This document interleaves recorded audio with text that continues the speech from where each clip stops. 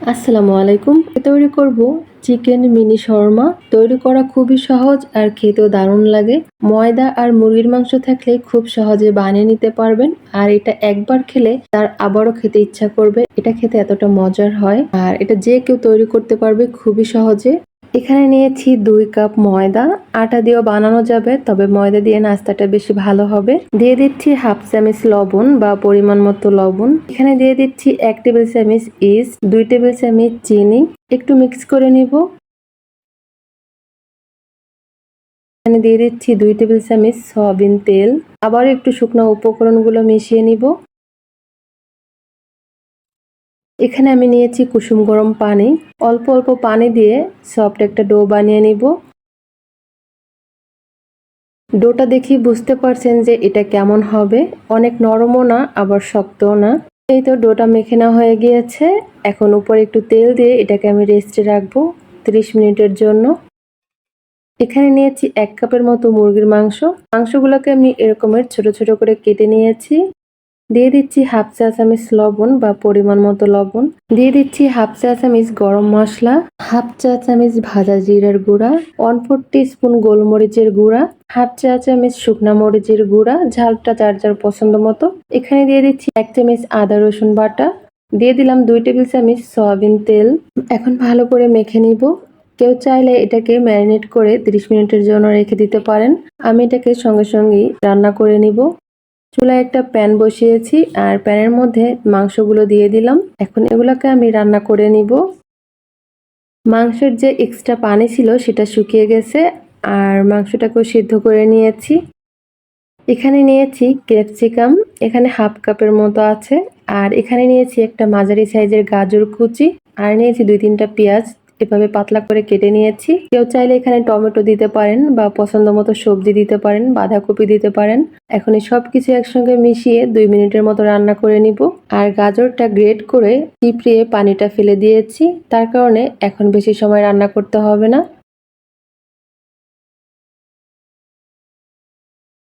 সবজি দেওয়ার পরে যদি মনে হয় লবণ মশলা কম হয়ে গিয়েছে তাহলে আরেকটু দিতে পারেন। আমি এখানে লবণ আর একটু গরম মশলা দিয়ে দিলাম। আরো 1-2 মিনিট রান্না করে নিব।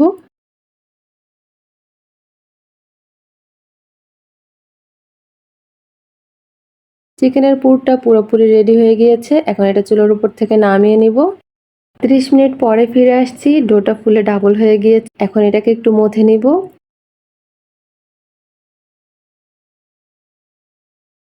তারপরে সেখান থেকে অর্ধেকটা ডো নিয়েছি আর ডোটাকে এখন আমি একটা রুটি বেলে নিব। একটু ময়দা ছিটিয়ে দিচ্ছি যাতে বোর্ডের উপর লেগে না যায়। রুটিটা অনেক মোটাও হবে না আবার পাতলাও হবে না। এই যে এরকমের হবে।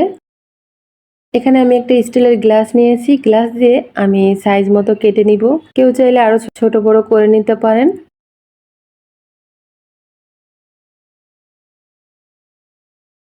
এই যে এরকমের হয়েছে। আমি বাকিগুলো সেম ভাবে বানিয়ে নিব। চুলায় একটা প্যান বসিয়ে দিয়েছি আর প্যানটা হালকা গরম করে নিয়েছি।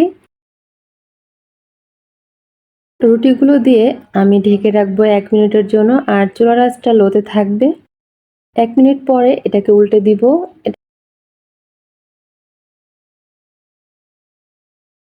আবারও ঢেকে রাখবো 1 মিনিটের জন্য। 1 মিনিট পরে ফিরে আসছি। এখন এটাকে উল্টে পাল্টে নামিয়ে নিব। এটা পুরোপুরি রেডি। এটা হতে বেশি সময় লাগে না।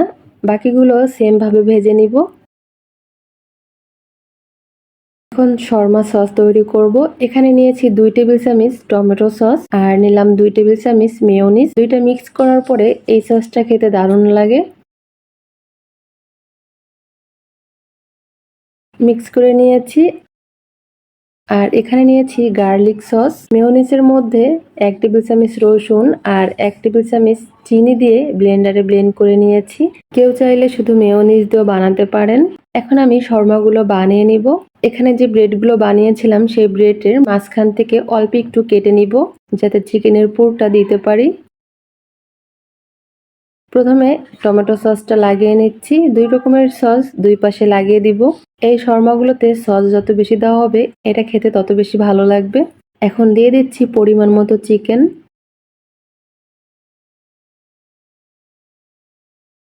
এই যে একটা মিনি শর্মা রেডি। বাকিগুলো আমি সেম ভাবে বানিয়ে নিয়েছি।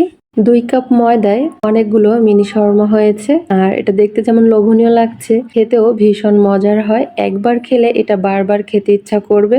এগুলো বাহির থেকে কিনতে গেলে অনেক দাম নেয়। অল্প কয়েকটা উপকরণ দিয়ে বাসায় খুব সহজে বানিয়ে নেওয়া যায়।